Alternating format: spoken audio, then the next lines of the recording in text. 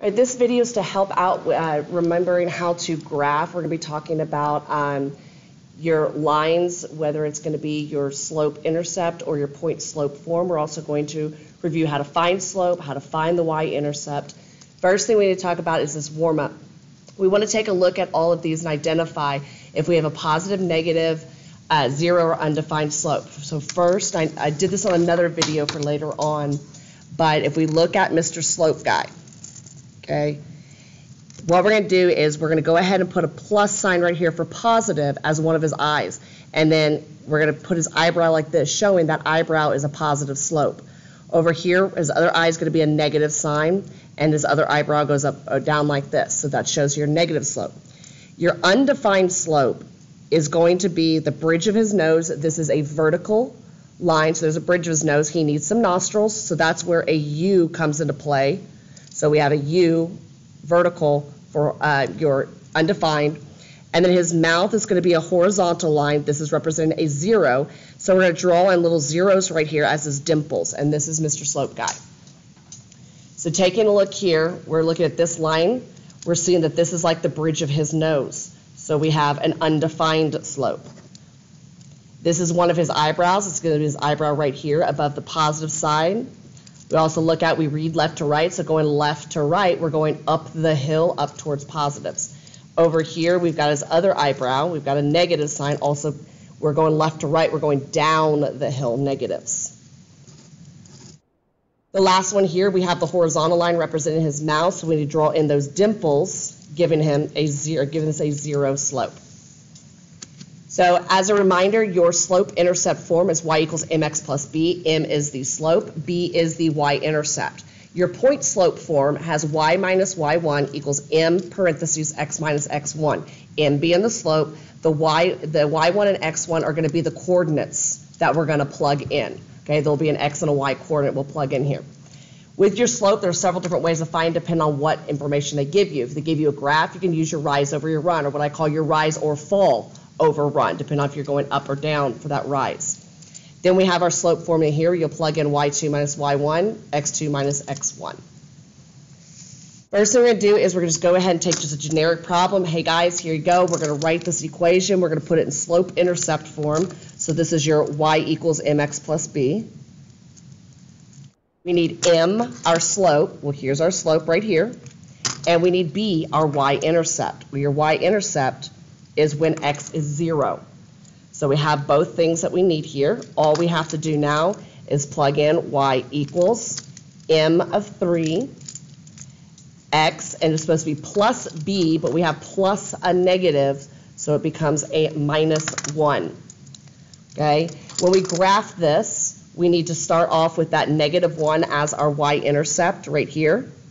And we need to take a look at that slope of 3 and realize this is a 3 over 1 as our rise over run. It is a positive, so we'll go up 3 and to the right 1. We always run to the right, run to the right. So we're going to go up 3, 1, 2, 3, to the right 1. I suggest you go in both directions. If I went up, that way you have more points to connect. If you go up and to the right, you want to go down and to the left to go the other direction. Okay?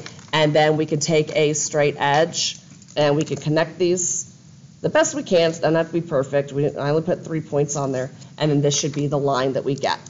So down here, y equals 3x minus 1. So now let's look at if I did not give you the y-intercept. B, what are we going to do? Slope-intercept, so we're sticking with the y equals mx plus b for now. We have the slope of negative 2, so there's m. We're going to go right here. We got that. And it's going to pass through this line, negative 1, 4. And we're going to graph this line. What we're going to do is we're going to figure out what b is. To find b,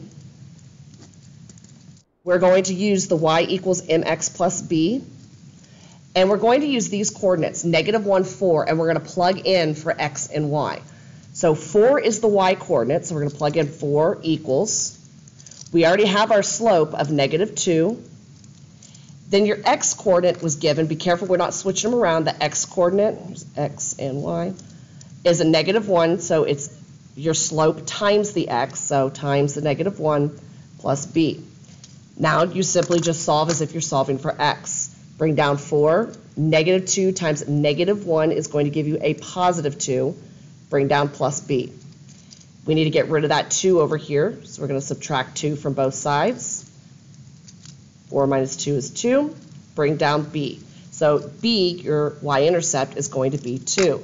So plugging into our formula, y equals m, your slope of negative 2, x plus b. b is a positive number, so we leave it as plus 2.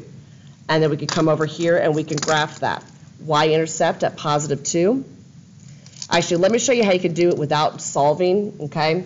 If you take this point, negative 1, 4, let's go ahead and look at negative 1, positive 4. And we apply our slope. Our slope is a negative 2 over 1. That means fall 2 and then run to the right 1. So we're going to go 1, 2, 1, and look at that. We ran into our y-intercept. And we can double check and see, yep, we got it right. And plot a couple points. Go ahead and create that line. Just go real fast, kind of being sloppy here. Making sure that we're also remember how to graph lines, and we'll look at how to read a line in a minute. Next, point slope. Let's practice some point slope. We're going to look at point slope that passes through these 2 points, and we're going to graph the line. We don't have the slope, so we need to find that slope. So remembering that your slope formula is y2 minus y1 over x2 minus x1. With your coordinates, I always teach my students, label x1, y1, x2, y2. So we know exactly what to put where. So in the numerator, we got y2, negative 4, minus y1, negative 6. Remember, minus a negative, or just change it to plus. Over x2, 3, minus x1, negative 1. 3 minus a negative 1. When we put this in the calculator, whether we want to do it in our head and say, okay, we got 2 over 4, and then we need to simplify it, your slope is going to come out to 1/2. Now, we do not need to find the y-intercept using, to come up with our equation. We are going to find the y-intercept, though, so that we need to be able to graph it as well.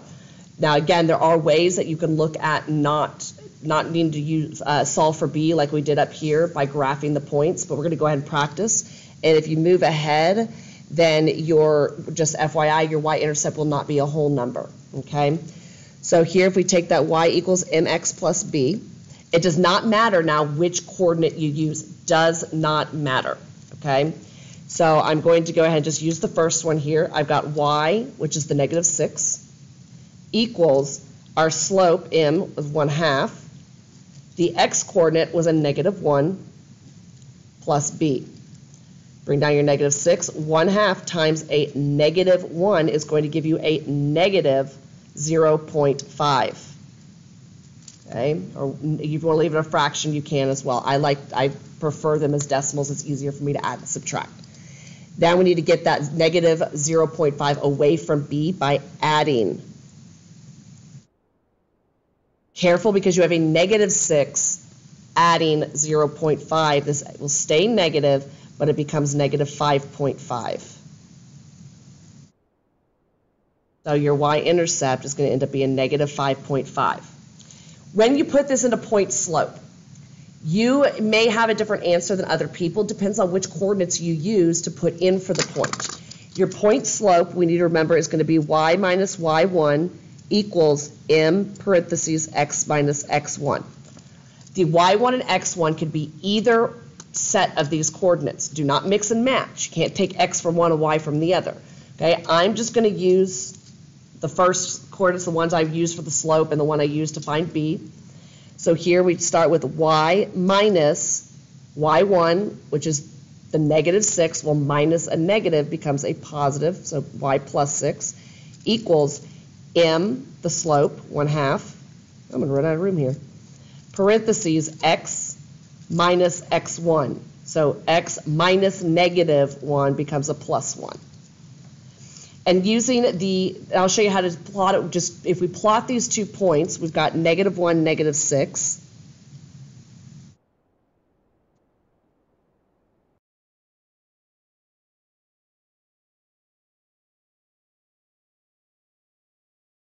Half, rise 1, run 2, rise 1, run 2, and we find ourselves running into that. If we connect these, again, just the best we can, we should see that we are roughly going to cross that y-axis around negative 5.5. Okay, so because I knew this was going to be a decimal for the y-intercept, I wanted to make sure that we used solving for b instead of just graphing it. All right, the last one, we're going to actually take a graph and we're going to read it, so we're going the opposite direction. We're going to put this in slope-intercept form, which is your y equals mx plus b. So the first thing whenever you're looking at this, you need to figure out where your y-intercept is. That's the first thing. Find the y-axis. Where do we cross the y-axis? It's going to be at negative 6. From there, you need to find another clean point. Okay, not one that's like, you know, here where it doesn't really match up very well. We're looking right about here. We can see another clean point at at 1, negative 3. And then what we want to do is we want to find our rise over our run. We're going to find this is going to be a positive slope. It's another thing to find out first. Do I have a positive or a negative? Okay, this will be a positive slope. From point to point, I'm going to rise 1, 2, 3. So I'm rising 3, say it's a positive. And I'm going to run to the right once. So this is a rise over run. Rose 3, ran 1, and this converts and simplifies to 3. So your slope is a 3. So now we just plug these in, slope being m, y-intercept being b, plug them in here. Y equals m3, x plus b. Okay, we have another plus negative, so this becomes a 3x minus 6. I don't want to box it, there's a line there. Okay, we will be reviewing more of this later on, but we wanted to make sure that we've got a little bit of a reminder of how to graph and how to find the equations of lines.